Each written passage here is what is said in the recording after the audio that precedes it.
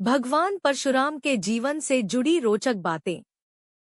हिंदू पंचांग के अनुसार वैशाख मास के शुक्ल पक्ष की तृतीया तिथि को भगवान परशुराम की जयंती मनाई जाती है। धर्म ग्रंथों के अनुसार इसी दिन भगवान विष्णु के आवेश अवतार परशुराम का जन्म हुआ था। आज हम आपको भगवान परशुराम से संबंधित कुछ रोचक बातें बता रहे हैं, जो इस प्रकार है। अपने शिष्य भीष्म को नहीं कर सके पराजित। महाभारत के अनुसार महाराज शांतनु के पुत्र भीष्म ने भगवान परशुराम से ही अस्त्र शस्त्र की विद्या प्राप्त की थी। एक बार भीष्म काशी में हो रहे स्वयंवर से काशीराज की पुत्रियों अंबिका और बालिका को अपने छोटे भाई विचित्रवीर्य के लिए उठा लाए थे। तब अंबा ने भीष्म को बताया कि वह मन ही मन किसी और का अपना पति मान चुकी है। तब भीष्म ने उसे ससम्मान छोड़ दिया, लेकिन हरण कर लिए जाने पर उसने अंबा को अस्वीकार कर दिया। तब अंबा भीष्म के गुरु परशुराम के पास पहुंची और उन्हें अपनी व्यथा सुनाई। अंबा की बात सुनकर भगवान परशुराम ने भीष्म को उससे विवाह करने के लिए कहा, लेकिन ब्रह्मचारी होने के कारण भीष्म ने ऐसा करने से इनकार कर दिया। तब परशुराम और भीष्म में भीषण युद्ध हुआ और अंत में अपने पितरों की बात मानकर भगवान परशुराम ने अपने अस्त्र रख दिए।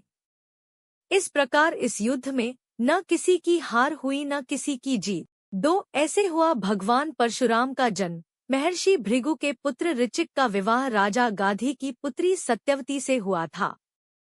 विवाह के बाद सत्यवती ने अपने ससुर महर्षि भृगु से अपने व अपनी माता के लिए पुत्र की याचना की। तब महर्षि भृगु ने सत्यवती को 2 फल दिए और कहा कि ऋतु स्नान के बाद तुम गूलर के वृक्ष का तथा तुम्हारी माता पीपल के वृक्ष का आलिंगन करने के बाद ये फल खा लेना। किंतु सत्यवती व उनकी मां ने भूलवश इस काम में गलती कर दी। यह बात महर्षि भृगु को पता चल गई। तब उन्होंने सत्यवती से कहा कि तूने गलत वृक्ष का आलिंगन किया है, इसलिए तेरा पुत्र ब्राह्मण होने पर भी क्षत्रिय गुणों वाला रहेगा और तेरी माता का पुत्र क्षत्रिय होने पर भी ब्राह्मणों की तरह आचरण करेगा। तब सत्यवती ने महर्षि भृगु से प्रार्थना की कि मेरा पुत्र क्षत्रिय गुणों वाला न हो, भले ही मेरा पौत्र पुत्र का पुत्र ऐसा हो। महर्षि भृगु ने कहा कि ऐसा ही होगा। कुछ समय बाद जमदग्नि मुनि ने सत्यवती के गर्भ से जन्म लिया। इनका आचरण ऋषियों के समान ही था। इनका विवाह रेणुका से हुआ। मुनि जमदग्नि के 4 पुत्र हुए, उनमें से परशुराम चौथे थे। इस प्रकार एक भूल के कारण भगवान परशुराम का स्वभाव क्षत्रियों के समान था। 3. किया श्री कृष्ण के प्रस्ताव का समर्थन। महाभारत के युद्ध से पहले जब भगवान श्री कृष्ण संधि का प्रस्ताव लेकर धृतराष्ट्र के पास गए थे, उस समय श्री कृष्ण की बात सुनने के लिए भगवान परशुराम भी उस सभा में उपस्थित थे। परशुराम ने भी धृतराष्ट्र को श्री कृष्ण की बात मान लेने के लिए कहा था। 4. नहीं हुआ था श्री राम से कोई विवाद। गोस्वामी तुलसीदास द्वारा रचित श्रीरामचरितमानस में वर्णन है कि भगवान श्रीराम ने सीता स्वयंवर में शिव धनुष उठाया और प्रत्यंचा चढ़ाते समय वह टूट गया। धनुष टूटने की आवाज सुनकर भगवान परशुराम भी वहां आ गए। अपने आराध्य शिव का धनुष टूटा हुआ देखकर वे बहुत क्रोधित हुए और वहां उनका श्रीराम व लक्ष्मण से विवाद भी हुआ। जबकि वाल्मीकि रामायण के अनुसार सीता से विवाह के बाद जब श्रीराम पुनः अयोध्या लौट रहे थे, तब परशुराम वहां आए और उन्होंने श्रीराम से अपने धनुष पर बाण चढ़ाने के लिए कहा। श्रीराम ने बाण धनुष पर चढ़ाकर छोड़ दिया। यह देखकर परशुराम को भगवान श्रीराम के वास्तविक स्वरूप का ज्ञान हो गया और वे वहां से चले गए। 5. क्यों किया माता का वध। एक बार परशुराम की माता रेणुका स्नान करके आश्रम लौट रही थी। तब संयोग से राजा चित्ररथ भी वहां जल विहार कर रहे थे। राजा को देखकर रेणुका के मन में विकार उत्पन्न हो गया। उसी अवस्था में वह आश्रम पहुंच गई। जमदग्नि ने रेणुका को देखकर उसके मन की बात जान ली और अपने पुत्रों से माता का वध करने को कहा, किंतु मोहवश किसी ने उनकी आज्ञा का पालन नहीं किया। तब परशुराम ने बिना सोचे समझे अपने फरसे से उनका सिर काट डाला। ये देखकर मुनि जमदग्नि प्रसन्न हुए और उन्होंने परशुराम से वरदान मांगने को कहा। तब परशुराम ने अपनी माता को पुनर्जीवित करने और उन्हें इस बात का ज्ञान न रहे ये वरदान मांगा। इस वरदान के फलस्वरूप उनकी माता पुनर्जीवित हो गई। 6 क्यों किया कार्तवीर्य अर्जुन का वध? एक बार महिष्मती देश का राजा कार्तवीर्य अर्जुन युद्ध जीतकर जमदग्नि मुनि के आश्रम से निकला। तब वह थोड़ा आराम करने के लिए आश्रम में ही रुक गया। उसने देखा कामधेनु ने बड़ी ही सहजता से पूरी सेना के लिए भोजन की व्यवस्था कर दी है, तो वह कामधेनु के बछड़े को अपने साथ बलपूर्वक ले गया। जब यह बात परशुराम को पता चली तो उन्होंने कार्तवीर्य अर्जुन की 1000 भुजाएं काट दी और उसका वध कर दिया।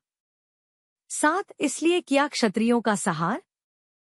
कार्तवीर्य अर्जुन के वध का बदला उसके पुत्रों ने जमदग्नि मुनि का वध करके लिया।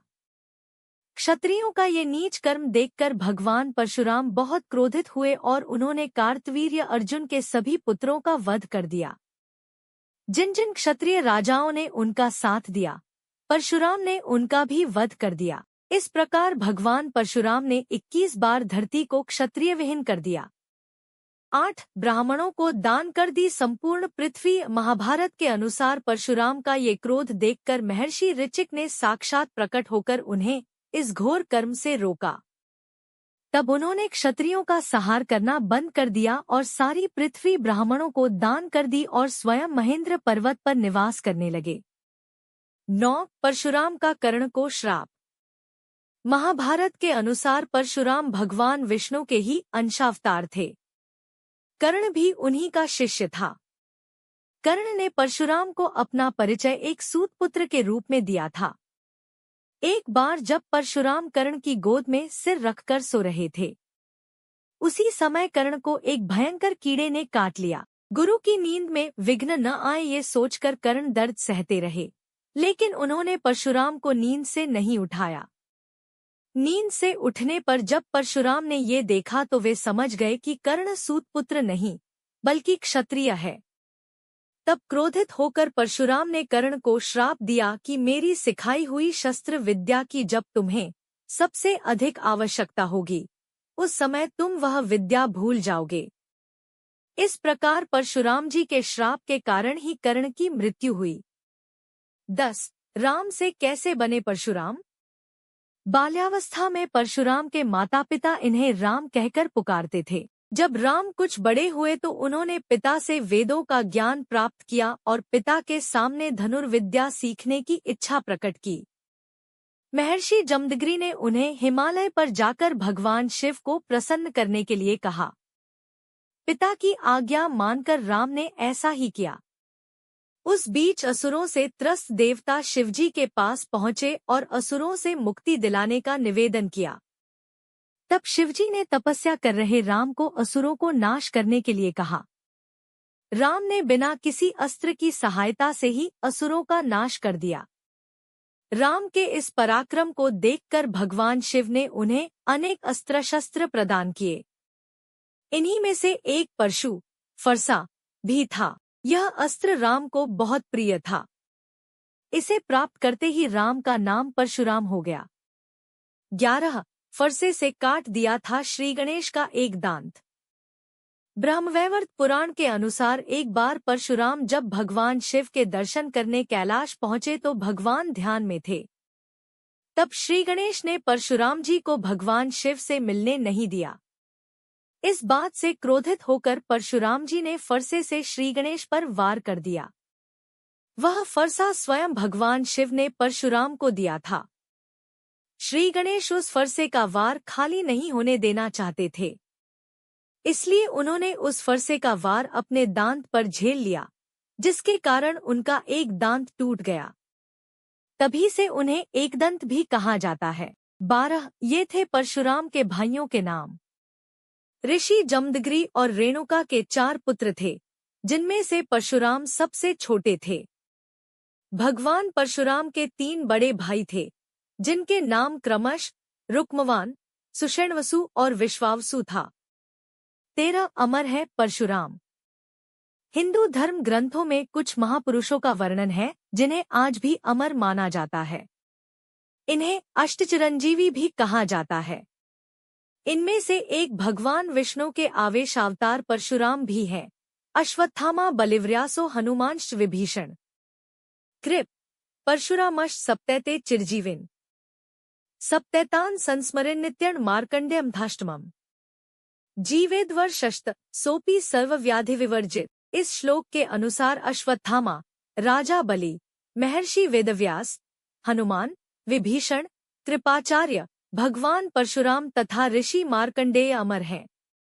ऐसी मान्यता है कि भगवान परशुराम वर्तमान समय में भी कहीं तपस्या में लीन हैं।